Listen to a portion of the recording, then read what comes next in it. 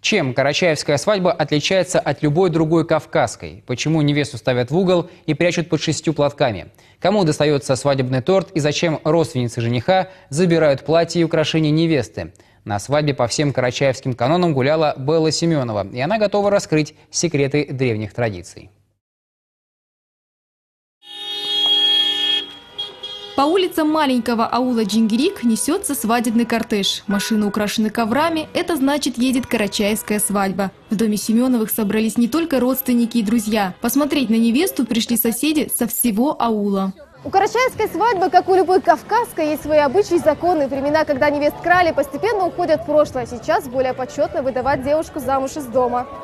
Ни свет, ни заря, в доме невесты суматоха. Мужчины режут барашка, женщины готовят угощения к праздничному столу. Едет сторона жениха. Будущих родственников встречают со всеми почестями. Традиционное блюдо на карачаевской свадьбе – хачины. Проще говоря, это лепешки с начинкой. Зарина, вы сегодня на посту главной хачинщицы. Вот с чем эти хачины и вообще как они готовятся?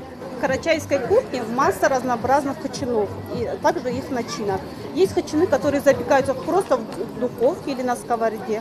Сегодня и на всех свадьбах обычно хачины жарятся в масле. У карачаевцев выдать дочь замуж – дело весьма затратное. Только на приданное уходит сотни тысяч рублей. Его начинают собирать чуть ли не с рождения дочери. В приданное входят, например, отол-кирек – личные вещи невесты, үй-кач – подарки дому жениха, а таурон – специальные подарки отцу жениха, как главе семейства.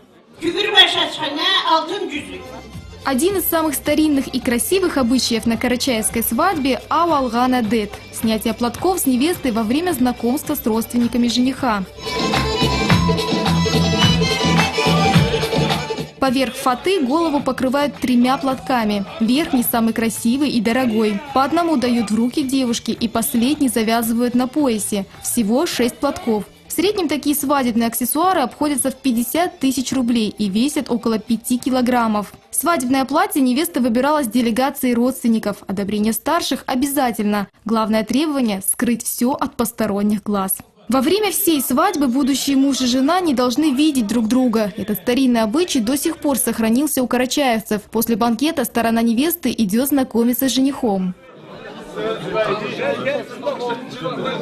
Традиция бросать свадебный букет заимствована у Европы. А вот торт жених и невеста не разрезают. Свадебный десерт вместе с другими сладостями достается стороне невесты – джину. Те делят угощения и раздают их родственникам и соседям. Это обязательный адет. Еще один обычай – невеста дарит свое свадебное платье и платки незамужним сестрам жениха. Свадьба Расула и Лейлы запомнилась всем гостям и прогремела на весь аул.